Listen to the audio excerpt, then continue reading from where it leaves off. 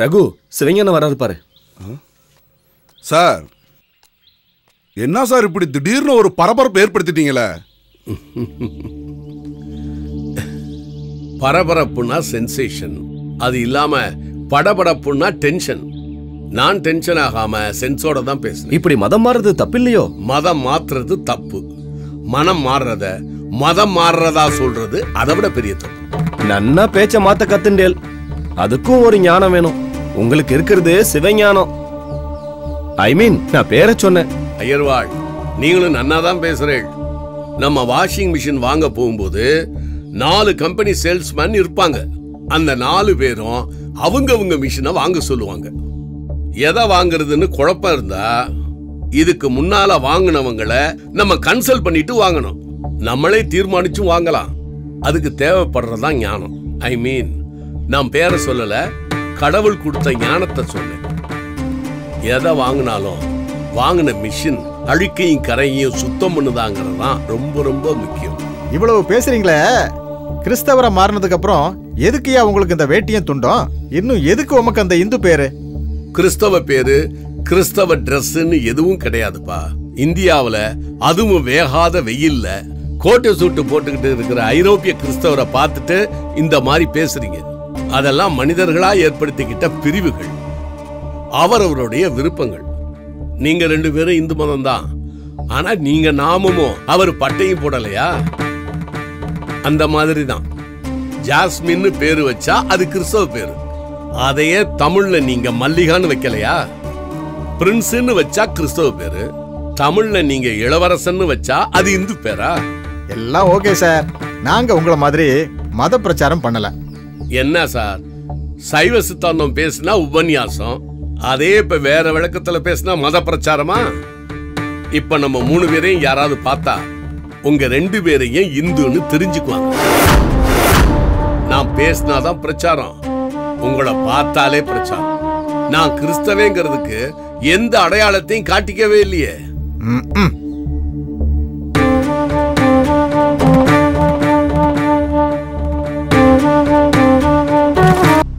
S, proceed.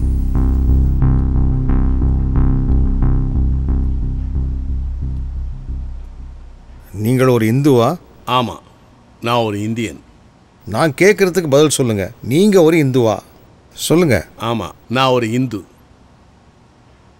அப்போ நீங்க வணங்குற தெய்வம்? நான் வணங்குவது கடவுள், தெய்வம் அல்ல. தெய்வம் வேறு, கடவுள் வேறு. I object this, Your Honor. Objection sustained. Note this point, Your Honor. இவர் மக்களை திசை திருப்பி ஆன்மீகம் என்ற பெயரில் குழப்பம் விளைவிக்கிறார். I object, Your Honor. Mister Sivagnanam சார்பாக நான் ஆஜராக விரும்புகிறேன். மிஸ்டர் சிவஞானம், உங்கள் சார்பாக இவர் வாதாடுவதற்கு உங்களுக்கு ஒன்றும் ஆட்சேபனை இல்லையே? ஐ ப்ரே மை லார்ட், என் வழக்கு சம்பந்தமாக நானே வாதாட தங்களுடைய அனுமதி வேண்டுகிறேன். Permission granted. இப்பவும் சொல்றேன், நான் ஒரு இந்து. ஆனால் நான் வணங்கும் கடவுள் கிறிஸ்து. ஏனென்றால் இந்து என்பது மதத்தின் பெயர் அல்ல, இடத்தின் பெயர். நம் இந்தியாவில் இருக்கிற யாவரும் இந்துக்கள். எல்லா கிறிஸ்தவர்களும் இந்துக்கள். இந்துக்கள் என்றால் இந்தியர்கள் என்ற அர்த்தம். 2500 வருடங்களுக்கு முன்பு எழுதப்பட்ட வேதாகமத்தில் உள்ள எஸ்தர் புத்தகத்தின் முதல் வசனமே இந்து தேசம் என்றுதான் குறிப்பிடுகிறது. இந்து என்ற பாரசீக சொல்லும் ஸ்தான் என்ற ஈரானிய சொல்லும் இணைந்ததே இந்துஸ்தான். வடமாநிலத்து இந்தியர்கள் நான் இந்தியன் என்று சொல்வதற்கு ஹமாரா இந்துஸ்தானி என்றுதான் சொல்வார்கள். மை லார்ட், இவர் அர்த்தங்களை என்ன வேண்டுமானாலும் சொல்லட்டும். இவர் ஒரு இந்து மத சொற்பொழிவாளர் என்பது இந்த உலகத்திற்கே தெரியும். ஐ object this my Lord. You can proceed. நான் ஒரு இந்து மத சொற்பொழிவாளன் என்று எந்த இடத்திலும் நான் முத்திரை போட்டுக் கொண்டதில்லை. சொற்பொழிவு என்றால் சொற்களை பொழிவது. எனக்கு தெரிந்த சொற்கள், நான் அறிந்த சொற்கள். 15 வருடங்களுக்கு முன்பாக நான் அறிந்ததை சொன்னேன், மக்கள் ஏற்றுக்கொண்டார்கள். 10 வருடங்களுக்கு முன்பு நான் அறிந்ததை சொன்னேன், மக்கள் ஏற்றுக்கொண்டார்கள். 15 வருடம் கழித்து நான் அறிந்ததை சொன்னேன், மக்கள் எதிர்த்து நின்றார்கள். இதுதான் நடந்ததை தவிர மற்றபடி வேறொன்றும் இல்லை. உங்க கருத்துப்படியே நான் வரேன். நீங்க ஒரு இந்து, நீங்க வணங்குவது கிறிஸ்து. நீங்க கிறிஸ்தவர், ஆனால் இந்து. அதெல்லாம் இருக்கட்டும். ஆனா அந்த கிறிஸ்து இந்துவா? அவர் வெள்ளைக்கார கடவுள் தானே? அவர் வெள்ளைக்கார கடவுள் இல்லை. இயேசு கிறிஸ்து பாலஸ்தீனத்தில் பிறந்தவர். அது ஆசியா கண்டத்தில் இருக்கு. அவர் ஆங்கிலம் பேசவில்லை. அவர் பேசிய மொழி அரமேயம். இயேசு கிறிஸ்து என்பதற்கு இரட்சகர் என்று பெயர். அவர் உலக இரட்சகர் என்று வேதாகமம் சொல்லுகிறது. அப்போ நீங்க சொல்றபடி பார்த்தா அவர் இந்தியர்களுக்கு மாத்திரம் கடவுள் அல்ல, அவர் உலகத்தின் கடவுள் என்றால் ஏன் இந்தியாவில் அவரை முக்கியப்படுத்துறீங்க? இந்தியாவும் உலகத்துல தானே இருக்கு. இந்தியா இந்துக்களுக்கு மட்டுமே என்று சொன்னால், இந்தியாவை படைத்தது இந்து கடவுள் என்றால் வெளிநாட்டை படைத்தது யார்? இந்து மதம் என்றால் இந்திய மதம் என்று பொருள். உலகில் எங்கும் அமெரிக்க மதம், இங்கிலாந்து மதம் என்று ஒன்றுமே இல்லை. இப்படி நாம் பார்க்கும்போது கடவுள் பலராக தெரியும். எல்லா கடவுளும் ஒன்றுதானே? இல்லை, எல்லாருக்கும் ஒரே கடவுள்.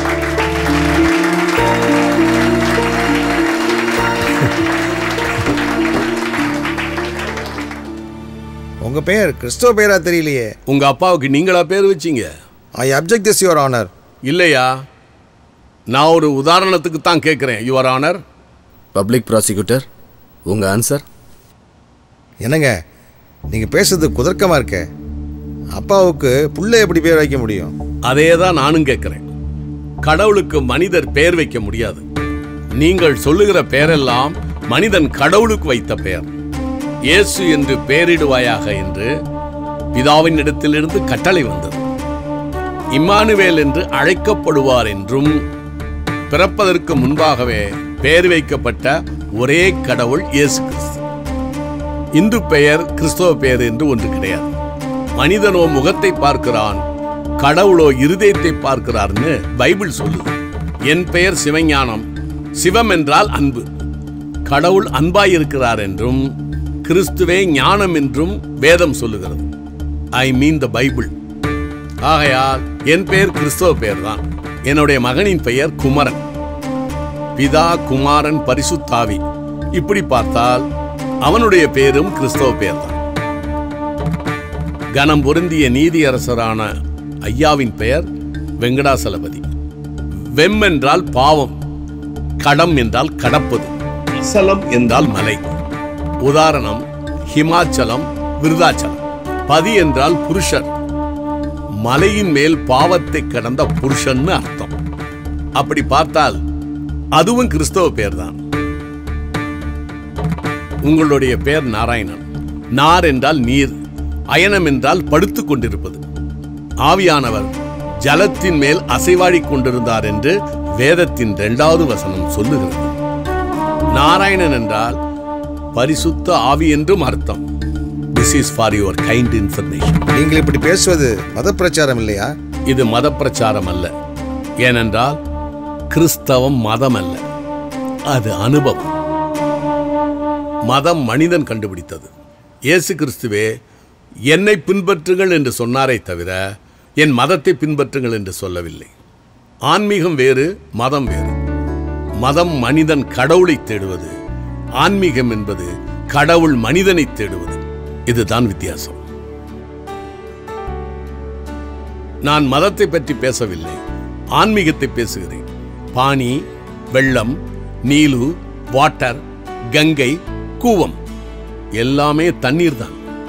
இவை மதங்களின் பெயர்கள். எந்த தண்ணீர் நம்முடைய தாகத்தை தீர்க்கின்றதோ அது ஆன்மீகம்.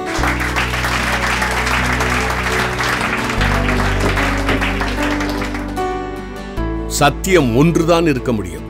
அந்த சத்தியம் என்ன என்று அறிந்த பின்பு இந்த உலகத்துக்கு சொல்ல வேண்டும் என்பது கடமை. சுவிசேஷம் விதைப்பது என் மேல் விழுந்த கடமை. அதை விதைக்காவிட்டால் எனக்கு ஐயோ என்று என்னுடைய வேதம் சொல்லுகிறது. இந்த உலகத்தில் நமக்காக பிறந்து, நமக்காக வாழ்ந்து, நமக்காக உபதேசம் செய்து, சிலுவையிலே அறையப்பட்டு மரித்து 3ஆம் நாள் உயிர்த்தெழுந்து செல்லும் போது பயப்படாதிருங்கள், சதா காலங்களிலும் நான் உங்களோடு கூடவே இருக்கிறேன் என்று சொன்னவர் இயேசு கிறிஸ்து. எஸ்கியூஸ் மீ சார், இயேசு கிறிஸ்து மட்டுமல்ல, முருகப்பெருமானும் சொல்லியிருக்கார், யாம் இருக்க பயமேன். You are right sir. ஆனா ஒரு சின்ன வித்தியாசமும் இருக்கு. யாம் இருக்க பயமேன் என்று சொன்ன முருகப்பெருமான் கையில் வேல் இருக்கிறது. பயப்படாதிருங்கள் என்று சொன்ன இயேசு கிறிஸ்துவின் கைகளில் நமக்காக சிலுவையில் மரித்த காயம் இருக்கிறது. நீங்கள் உலகமெங்கும் போய் சுவிசேஷத்தை அறிவியுங்கள் என்று சொன்னவர் இயேசு கிறிஸ்து. அதைத்தான் ஒவ்வொரு உண்மையான கிறிஸ்தவனும் சொல்லிக் கொண்டிருக்கிறார். நானும் சொல்லுகிறேன். இதை ஏற்றுக்கொள்வதும் ஏற்றுக்கொள்ளாமல் இருப்பதும் அவரவர் விருப்பம். ஏற்றுக்கொள்வதற்கு பெயர் மதமாற்றம் அல்ல, மனமாற்றம். இப்பொழுதும் சொல்கிறேன், நான் தேசபக்தனாக இந்து, ஆன்மீகவாதியாக கிறிஸ்தவன். எனது உபன்யாசமோ பிரசங்கமோ சொற்பொழிவோ அதில் இந்திய அரசியல் சட்டம் ஷரத் 25 கீழ் அளிக்கப்பட்டுள்ள மத சுதந்திரத்தின் அடிப்படையிலும் இந்திய ஜனநாயக நாட்டிலே பேச்சுரிமைக்கு தடையில்லை என்ற நம்பிக்கையிலும் என் கருத்தை பேசினேனே தவிர வேறு எந்த தவறும் நான் செய்யவில்லை என்பது என் தாழ்மையான கருத்து. Your honour, no more interrogation. எந்த ஆதாரமும் நிரூபிக்கப்படாததால் குற்றவாளியாக நிறுத்தப்பட்டிருக்கும் சிவஞானத்தை நான் விடுதலை செய்கிறேன். சைலன்ஸ். மிஸ்டர் சிவஞானம், நீங்கள் இன்னும் 3 மாதங்கள் பொது இடங்களில் பேசுவதற்கு இந்த கோர்ட் தடை விதிக்கிறது.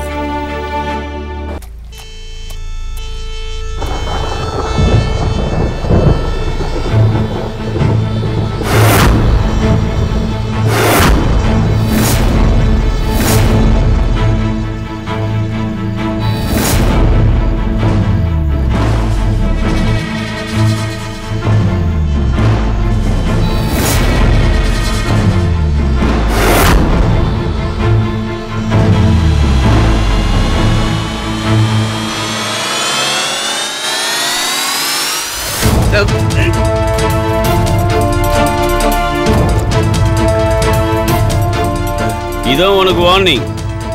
இப்ப அடிச்ச இந்த சாணி, இது நீ எப்பவுமே ஞாபகம் வச்சுக்கணும்.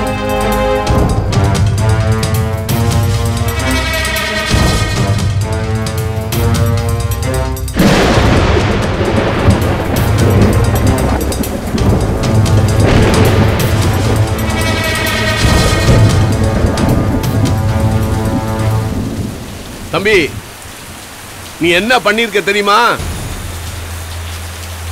பசுவோட சாணம், சிறுநீர், இதெல்லாம் புனிதமா நினைக்கிற நீ சாணத்தை என் மேல அடிச்சு என்ன அவமானப்படுத்திட்டு தான் நினைக்கிற. சாணம் தான் நீ நெத்தியில இட்டு இருக்கிற திருநீரா மாறுது.